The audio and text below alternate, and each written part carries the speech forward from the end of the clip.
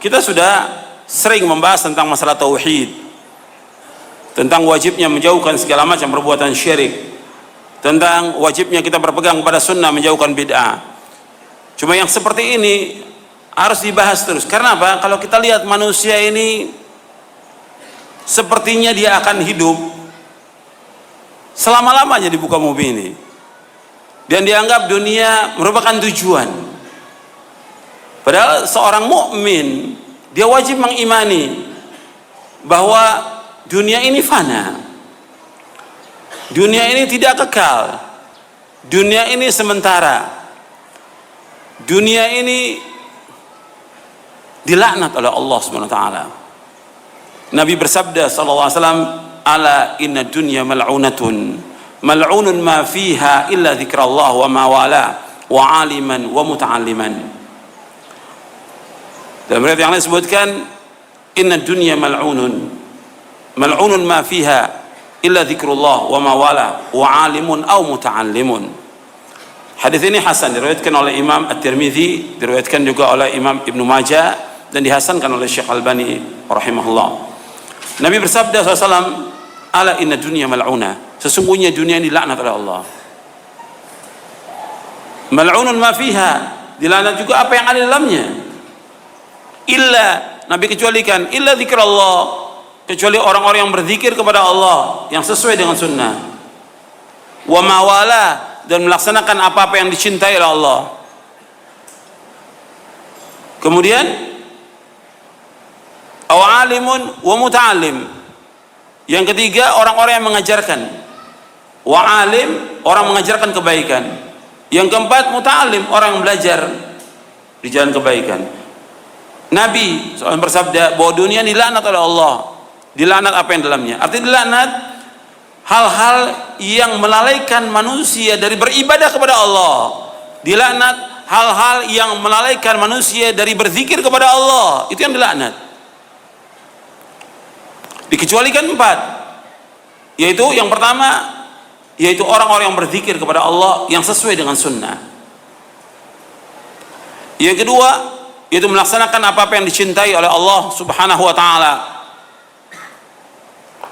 Yang ketiga, orang-orang yang mengajarkan kebaikan. Dan yang keempat, orang-orang yang belajar. Tapi bukan sekedar belajar. Belajar dia sungguh-sungguh, belajar dengan ikhlas. Yang dia belajar ingin mendapatkan ilmu yang bermanfaat dan dia ingin amalkan. Jadi bukan sekedar datang. Bukan sekedar datang, tapi dia belajar di atas jalan keselamatan. Yang kata Ali bin Abi Thalib radhiyallahu anhu bahwa manusia itu ada 3. Yang pertama alim rabbani. Yang kedua yaitu muta'allimun ala sabili najah. Yang ketiga hamajun ra'a. Manusia ada 3 kata Ali bin Abi Thalib radhiyallahu anhu. Yang pertama yaitu alim rabbani, orang yang alim yang rabbani. Maksudnya Rabbani, dia tahu tentang Quran, dia tahu tentang sunnah, dia fahami dengan pemahaman yang benar, pemahaman salafus saleh. Dia mengamalkan dan dia mendakwahkan dengan ikhlas. Ini alim yang Rabbani. Yang kedua, muta'allimun ala sabili najah. Itu orang yang belajar di atas jalan keselamatan. Yang ketiga, hamajun ra'a. Itu orang umum yang gak punya pegangan sama sekali. Dan ini banyak sekali. Hamajun ra'a ini, rakyat jelata, orang umum, orang awam, banyak sekali ini yang dia mengikuti setiap teriakan, di mana aja orang teriak dia ikut, nggak punya pegangan. Kita harus menjadi yang kedua, yaitu muta'allimun ala sabili najah. Saya dan antum sama, yaitu orang-orang yang belajar di atas jalan keselamatan. Kita harus berusaha bagaimana kita menjadi seorang talibul ilm yang belajar di atas jalan keselamatan. Yang kita belajar ikhlas karena Allah, bukan mengharapkan sesuatu dari dunia. Makanya dunia ini tercela. Yang kita cari akhirat, bukan dunia. Makanya nanti saya akan jelaskan hadis Nabi SAW dan juga ayat Al-Quran yang menjelaskan tentang dunia. Yang kita harus paham bahwa dunia ini hanya permainan. Dunia ini sendau gurau. Dunia ini tempatnya orang berbangga-bangga, memperbanyak harta, memperbanyak berbangga dengan banyaknya keturunan atau yang lainnya yang Allah sebutkan dalam beberapa ayat Al-Quran. Di antara yang harus kita ingat, ikhwan fillah, azakumullah, bahwa dunia ini nggak ada harganya di sisi Allah SWT. Tidak ada harganya sama sekali. Makanya kalau ada orang sibuk dengan dunia, dia cinta kepada dunia, ini orang-orang yang bodoh dia. Kalau orang yang pintar, orang yang berakal, dia harus mengetahui bahwa kehidupan yang hakiki itu bukan kehidupan dunia, akhirat. Kehidupan akhirat. Makanya Allah menyebutkan tentang dunia dalam Al-Quran merupakan mata'ul gurur. Allah berfirman dalam surah Ali Imran ayat 185. Dalam surah Ali Imran surah yang ketiga ayat 185 Allah berfirman, kullu nafsin dha'iqatul maut wa innama tuwaffawna ujurakum yawmal qiyamah faman zuhzi'a 'anil nari wa udkhilal jannata faqad faz wa mal hayatud dunya illa mata'ul gurur. Allah berfirman dalam surah Ali Imran ayat 185, kullu nafsin dha'iqatul maut, setiap jiwa pasti akan mati, pasti. Wa innama tuwaffawna ujurakum yawmal qiyamah, sesungguhnya akan disempurnakan ganjaran kalian nanti pada hari kiamat. Faman zuhzi'a 'anil nari wa udkhilal jannata faqad faz, dan barang siapa yang dijauhkan dari api neraka dimasukkan ke surga, maka adalah orang yang sukses. Wa mal hayatud dunya illa mata'ul gurur, dan tidak ada kehidupan dunia melainkan kehidupan yang menipu. Allah sebutkan dalam ayat ini 4. Ya. Saya sebutkan seperti ini supaya gampang antum catat, supaya mudah. Ya. 4 Allah sebutkan dalam ayat ini. Yang pertama Allah sebutkan setiap jiwa pasti akan mati. Semua manusia pasti akan mati, pasti mati sudah. Siapapun dia. Dia orang kaya, orang miskin, raja, siapa saja pasti akan mati. Kemudian yang kedua, wa innama tuwaffawna ujurakum yaumal qiyamah, sesungguhnya akan disempurnakan ganjaran kalian pada hari kiamat. Artinya ganjaran yang kita lakukan dari amal-amal soleh itu nanti akan dilipat gandakan nanti pada hari kiamat, berlipat ganda. Sama juga perbuatan dosa dan maksiat seperti itu juga, sekarang dibalas tapi akan disempurnakan balasannya nanti pada hari kiamat atas perbuatan dosa dan kezaliman yang mereka lakukan di muka bumi ini.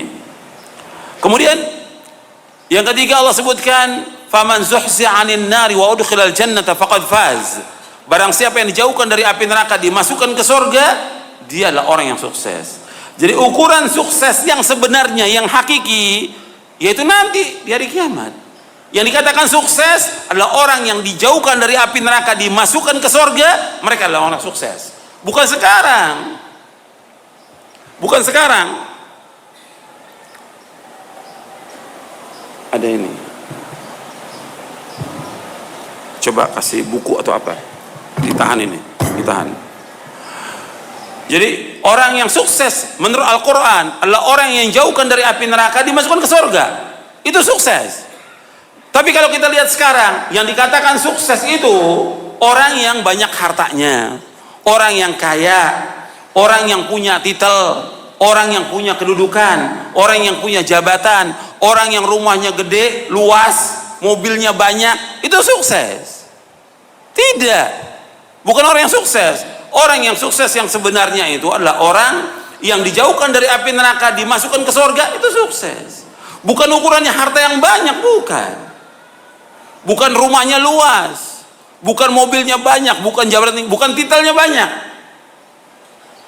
Tapi ukuran manusia di muka bumi ini ukurannya apa? Ukuran itu. Jadi ahsab ahli dunia al-mal, kata Rasulullah. Ukurannya, hitungan manusia di muka bumi harta. Kalau hartanya banyak, sukses dia. Kalau dia kaya, sukses. Tidak, menurut Al-Quran yang dikatakan sukses yang hakiki, yang sebenarnya kalau dia dimasukkan ke surga.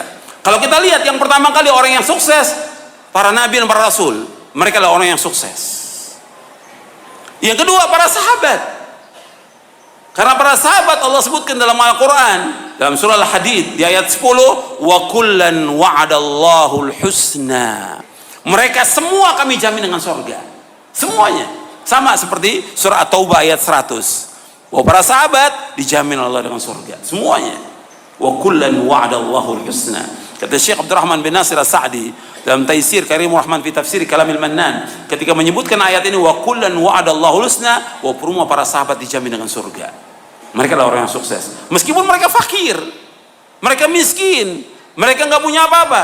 Sebagian besar sahabat miskin nggak punya apa-apa, tapi mereka adalah orang yang sukses menurut nas Al-Quran dan juga hadis Nabi yang sahih.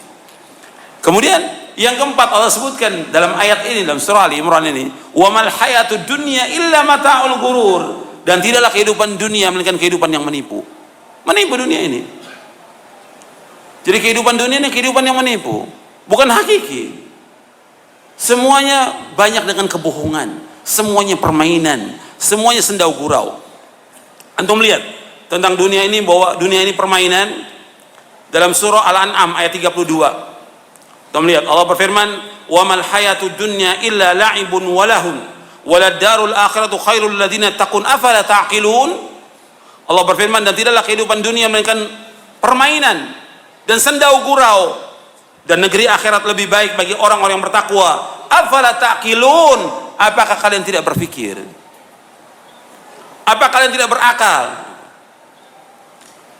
Memang mesti ditulis nanti ya, satu buku, apakah kalian berakal atau tidak gitu. Jadi untuk dijelaskan kepada manusia ini tentang dia termasuk orang berakal atau tidak gitu. Nah, baru dirinci nanti dalil dari Quran dan sunnah Nabi yang sahih tentang dunia, tentang segala macam. Banyak orang yang tidak punya akal gitu. Makanya di sini Allah sebutkan, apakah kalian tidak berpikir? Allah sebutkan juga dalam surah yang lain, dalam surah Al-Qasas ayat 60. Dalam surah Al-Qasas ayat 60 Allah berfirman, wa ma utitu min syai'in famata'ul hayatid dunya wa zinatuha wa ma 'indallahi khairu wa abqa afala ta'qilun. Allah berfirman dalam surah Al-Qasas ayat 60, surah 28 ayat 60, wa ma utitum min syai'in famata'ul hayatid dunya wa ma utitum min syai'in, apa saja yang diberikan kepada kamu, apa saja, famata'ul hayatid dunya, semualah perhiasan dunia, wa zinatuha, dan keindahannya, wa ma indallahi khairu wa abqa afala ta'qilun, dan apa yang ada di Allah itu lebih baik dan lebih kekal, apakah kalian tidak berakal? Apakah kalian tidak berpikir?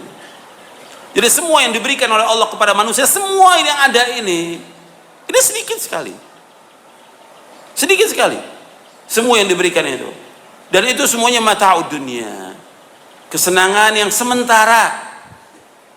Makanya nggak boleh kita sibuk dengan kesenangan yang sementara. Kalau kita lihat manusia, dia sibuk dengan kesenangan, sibuk dengan harta, sibuk dengan usahanya, sibuk dengan dagang, sibuk dengan segala macam, dengan pekerjaannya. Ditinggalkan kewajiban dia kepada Allah SWT. Dia anggap bahwa dengan itu dia bisa menjadi kaya.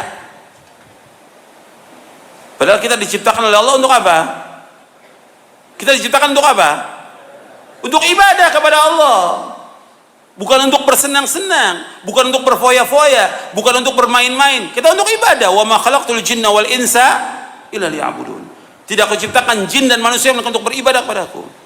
Antum harus ingat, ketika Allah menyebutkan bahwa kita diciptakan untuk ibadah, kita wajib untuk beribadah kepada Allah dengan ikhlas, sama-sama karena Allah. Dan ingat bahwa Allah yang menciptakan kita, pasti Allah memberikan apa? Rezeki, pasti sudah. Tapi tetap sebabnya harus jalankan. Mencari nafkah tetap wajib. Cuma sekedarnya, nggak seperti yang kita lihat sekarang ini. Dari mulai pagi sampai sore, sampai malam, pulang malam. Pulang ketemu istri, sampai istri sudah tidur, anak sudah tidur. Pagi berangkat lagi. Begitu hari Sabtu Ahad mesti yang ngaji, nggak ngaji, mau cari hiburan. Karena sudah sumpek di kantor, sudah lelah, sudah letih. Akhirnya apa? Semua nggak ada manfaatnya kehidupannya dia. Ini setan yang goda, setan yang goda, hawa nafsu, dan dia tertipu dengan dunia. Allah sebutkan, wa mal hayatud dunya illa mata'ul ghurur. Mata'ul ghurur, jangan tertipu.